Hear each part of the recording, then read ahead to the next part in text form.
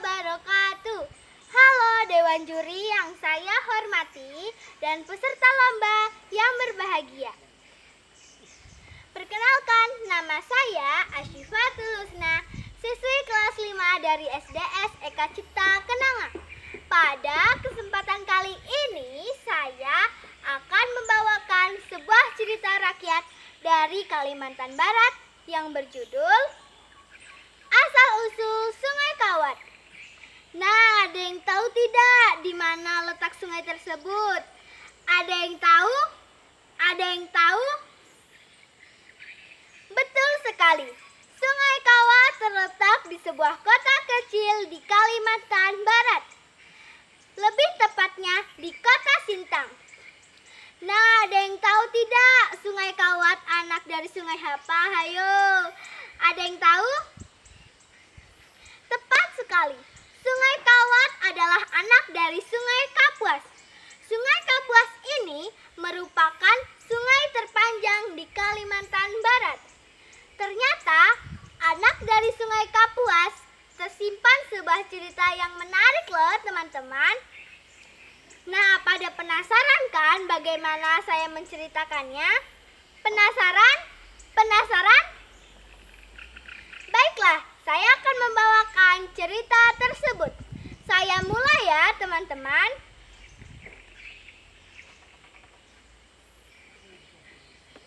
Asal-usul Sungai Kawat. Dahulu kala terdapat sebuah kota kecil di Kalimantan Barat. Kota itu bernama Kota Sintang. Dan kota Sintang inilah baru saja didirikan. Di kota itulah hiduplah seorang nelayan miskin yang tinggal bersama istri dan anak-anaknya. Setiap hari, sang kepala keluarga hanya mencari ikan di Sungai Kawat. Namun dahulu, Sungai Kawat belum diberi nama. Pada suatu hari, seperti biasa, sang nelayan akan mencari ikan. Ia sudah mempersiapkan semuanya, seperti umpan dan 2 buah alat pancing. Mengapa ia membawa 2 buah alat pancing? Karena jika salah satu tali pancingnya putus, ia masih bisa menggunakan 1 tali pancing lagi. Sang nelayan berharap mendapatkan ikan yang sangat banyak. Ia pun mulai mempersiapkan sebuah perahu. Perahu itu didayung hingga ke tengah sungai.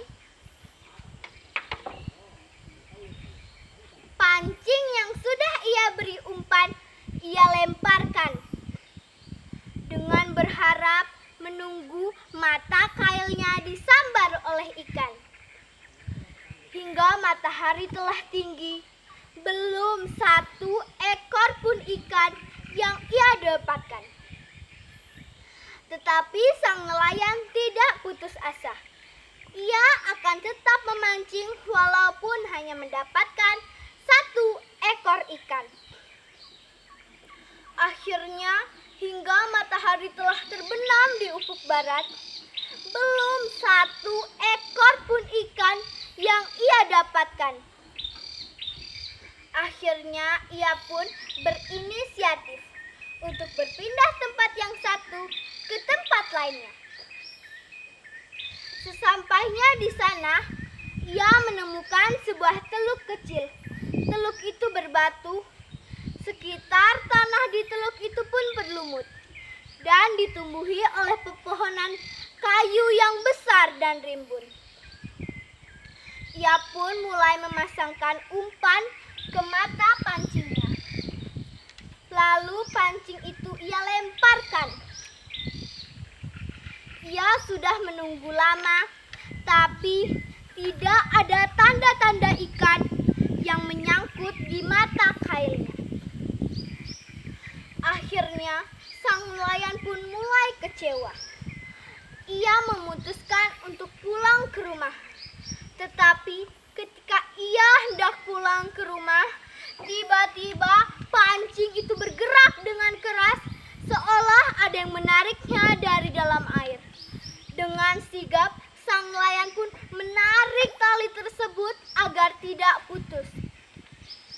Tetapi tarikan dari dalam air semakin kuat, hingga menarik tali tersebut ke sela-sela batu. Saat pancing sudah mulai terangkat, betapa terkejutnya sang nelayan.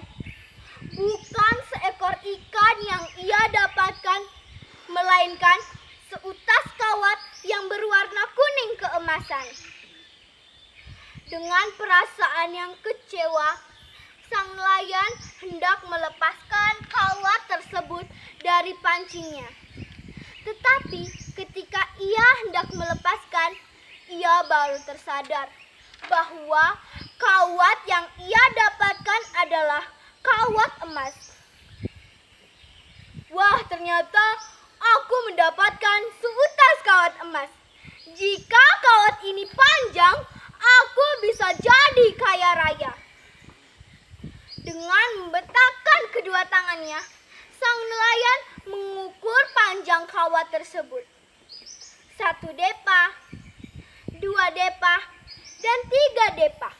Kawat itu ia tarik terus. Walaupun seisi perahu itu diisi hanya dengan kawat tersebut. Wah, mengapa sedari tadi kawat itu tidak ada putus-putusnya? Aku akan mencoba menarik lagi, ucap sang nelayan yang begitu serakah. Tiba-tiba terdengar suara teriakan dari dalam air. Sudah cukup kau menarik tali ini. Sang nelayan tidak mendengarkan peringatan tersebut, walau terdengar sangat jelas di telinganya.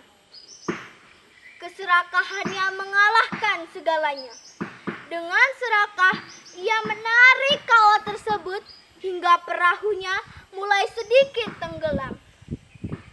Potong saja tali ini. Sudah cukup kau menariknya. Sekali lagi, sang nelayan tidak mendengarkan peringatan tersebut. Walau perahu yang ia tunggangi sudah mulai oleng dan sedikit tenggelam. Tetapi sang nelayan tidak memperhatikan perahu yang ia tunggangi. Perhatiannya hanya tertuju bagaimana cara menarik terus kawat tersebut hingga tertarik semuanya. Ia baru tersadar bahwa bahaya mengancam dirinya ketika air mulai masuk ke dalam perahu dan perahu pun sudah mulai tenggelam karena beban berat dari kawat emas. Tolong! Teriak sang nelayan yang ingin meminta pertolongan. Dan akhirnya sang nelayan pun mati tenggelam bersama perahu dan kawat emasnya. Selesai. Nah, teman-teman, bagaimana ceritanya? Seru kan? Menarik nggak, teman-teman? Dari cerita tersebut dapat kita petik sebuah pesan moral. Pesan moralnya adalah kita harus selalu bersyukur apapun yang sudah kita peroleh. Dan jangan pernah serakah, karena serakah mengancam diri kita. Ingat ya teman-teman, selalu bersyukur dan jangan pernah serakah. Sekian cerita dari saya. Terima kasih, semoga kita bisa berjumpa di lain hari lagi. Terima kasih. Wassalamualaikum warahmatullahi wabarakatuh.